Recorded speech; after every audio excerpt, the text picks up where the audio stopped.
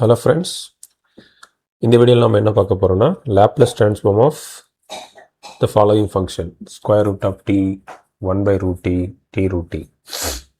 இப்போ இங்கே எல்லாமே root t அப்படிங்கிறத நான் t power 1 by 2ன்னு மாற்ற முடியும். 1 by root tங்கிறத t power minus 1 by 2ன்னு மாற்ற முடியும்.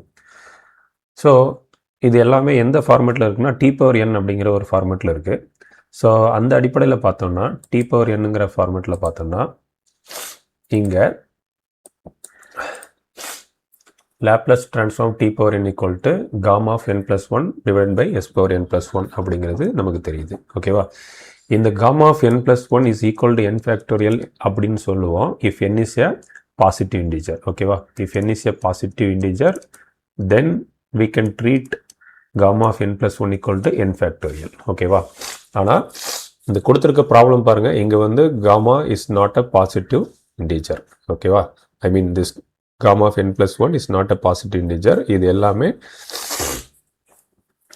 non-negative integers. Non-negative integersனா நீங்கள் gamma of n plus 1 gamma of n plus 1 தான் வச்சுக்கணும். ஓகேவா? வாங்க இப்போ ஒவ்வொரு ப்ராப்ளமாக சால்வ் பண்ணலாம். ஃபஸ்ட்டு வந்து Laplace transform root t. நான் முன்னாடியே சொன்ன மாதிரி root tங்கிறது it is nothing but t power 1 by 2. ஓகேவா? அப்போது இது என்னுடைய t power nக்கு பதிலாக 1 by 2 இருக்குது. அப்போது இதுக்கான Laplace transform என்ன? gamma of n plus 1, அதாவது 1 by 2 plus 1 divided by s power n plus 1. So 1 by 2 plus 1. ஓகேவா? இப்போ அடுத்தது என்ன பண்ணுறாங்க பாருங்க.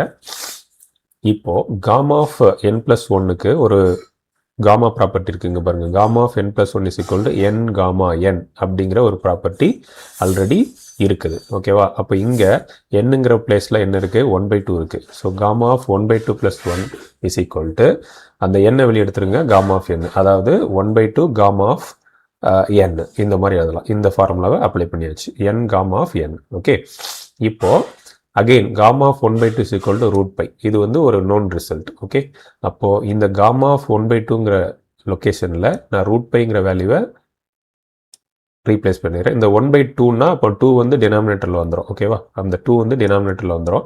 ஸோ இதனோட ஃபைனல் ஆன்சர் பார்த்தீங்கன்னா root pi divided by 2 into s power 3 by 2. ஓகேவா? s power 1 by 2 plus 1 is equal to s power 3 by 2. அதுதான் கீழே இருக்குது டினாமினேட்டரில். அது கூட இந்த 2 வந்து மல்டிப்ளை ஆயிரும். ஓகேவா? இதுதான் உங்களுடைய ஃபைனல் ஆன்சர். இப்போது ரெண்டாவது சம் பார்க்கலாம்.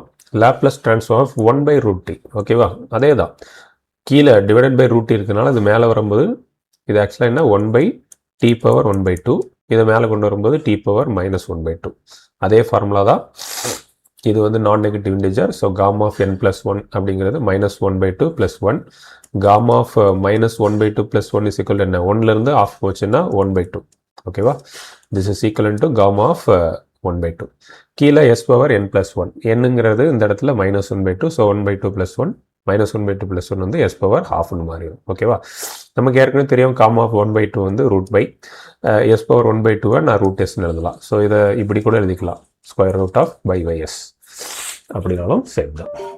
இப்போ தேர்ட் ப்ராப்ளம் பார்க்கலாம். Laplace transform of t root t. ஓகேவா?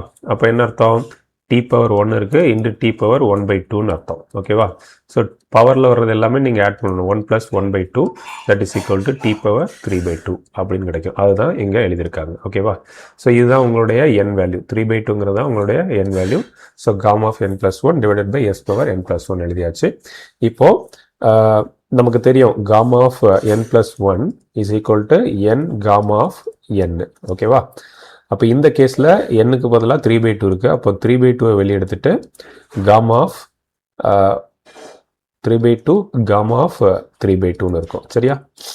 n gamma n. ஓகேவா? What is your n value here? இதுதான் உங்களுடைய n value. n value is equal to 3 by 2. அப்போ 3 by 2 gamma of 3 by 2. Okay, இப்போது 3 by 2 நாம் எப்படி எழுதலாம்? 3 by 2 1 by 2 plus 1 எழுதலாமா? 1 by 2 plus 1 is equal to 3 by 2. சரியா?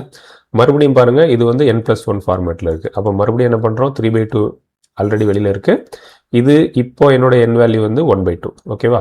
அப்போது 1 by 2 வெளியே எடுத்துகிட்டு gamma of 1 by 2. அதுதானே ஃபார்முலா n gamma n. இந்த இடத்துல n வந்து 1 by 2. அப்போது n gamma n is nothing but 1/2 gamma of 1/2 அதுதான் அங்கே எழுதியிருக்காங்க. ஓகேவா, 3/2 into 1/2 gamma of 1/2 எழுதியிருக்காங்க.